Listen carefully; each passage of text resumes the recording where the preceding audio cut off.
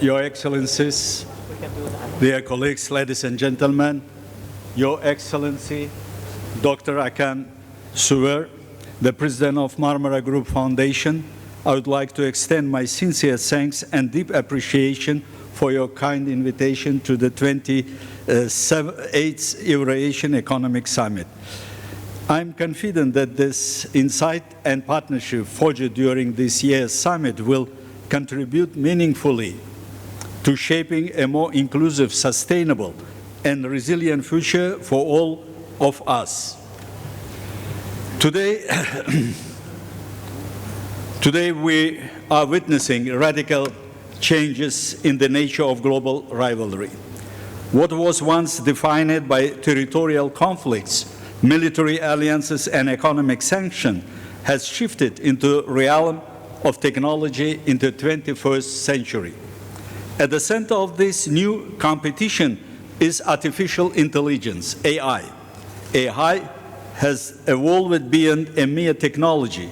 It has become a transformative force, reshaping society, the economy, defense, and even the very nature of power.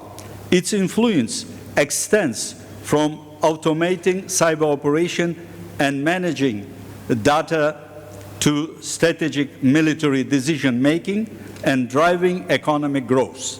At the same time, AI raises a broad range of concerns, from manipulating public opinion and amplifying bias to the risk of losing control over autonomous systems. According to the Stanford AI Index 2024, investment in AI solutions for security and defense have surged by more than 250% over the past 5 years, and the share of companies integrating AI into their strategic processes has reached a record 77% among the largest U.S. corporations.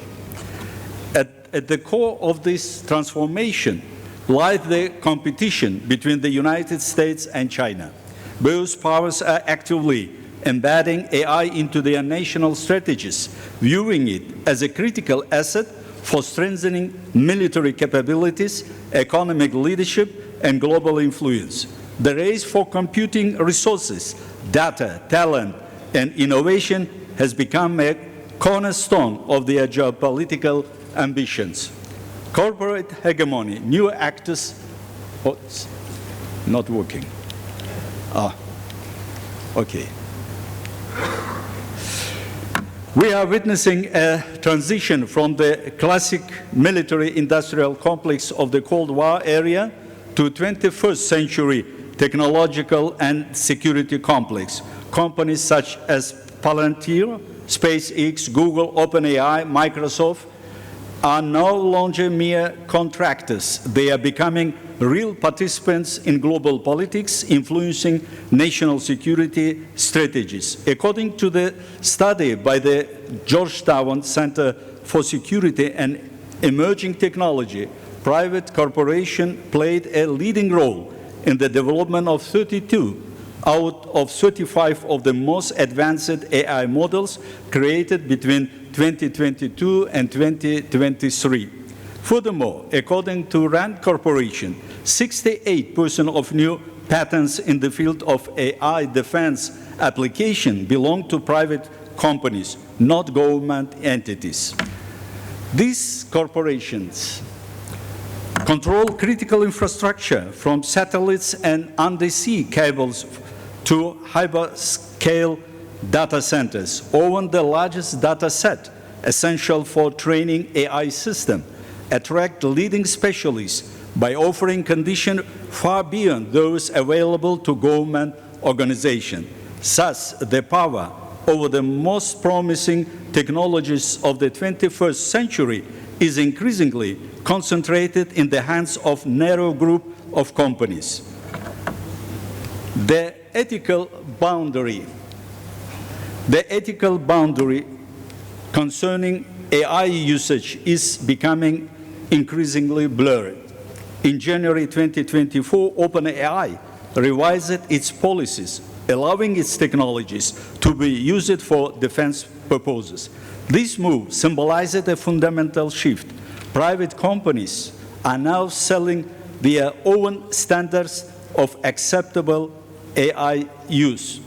In practice, in the conflict in Ukraine, according to the reports by The Economist and Defense One, technologies from companies like Palantir and Clearview AI have been actively used for reconnaissance, drone targeting, and battlefield analysis.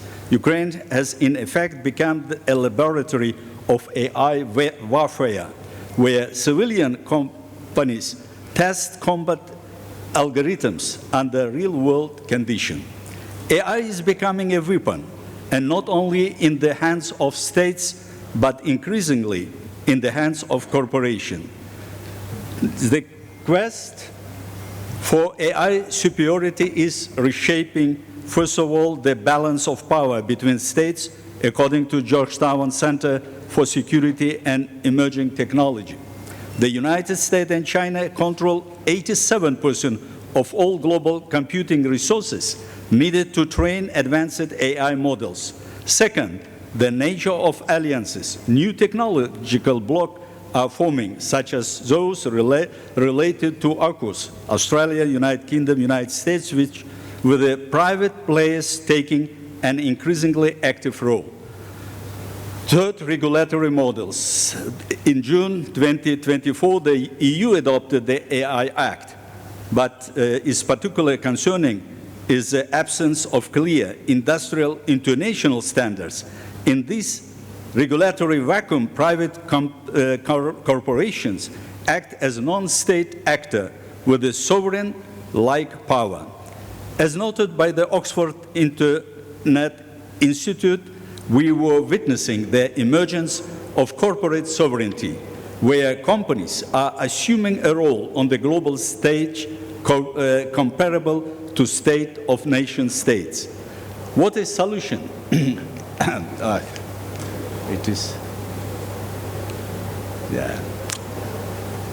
What is solution now? It is, first of all, integrate technology companies into international government mechanism, for example, through participation in specialized UN structures such as UN Tech Envoy Office. Second, develop international regulatory frameworks. Initiatives like the Hiroshima AI process must be expanded and strengthening.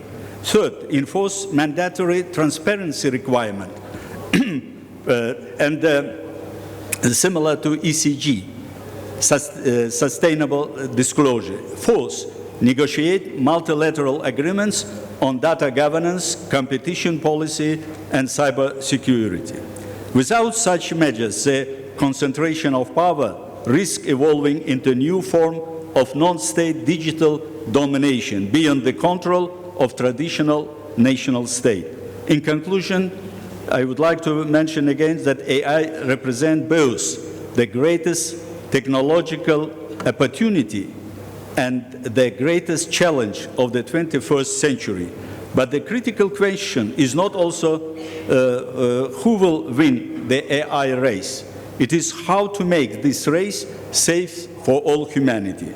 Technology belongs to humanity, and only through international cooperation, responsible regulation, and enhanced transparency, we can build fair and effective global governance mechanism.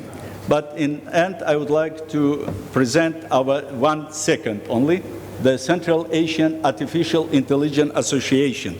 I'm now chairman. I initiated before retiring. What I would like to remember now morning said by Mr. Sanjar, the Nobel Prize laureate, that now not military arms will make you strong. Science, education, and knowledge will make you strong, economically and in all fields, as he made very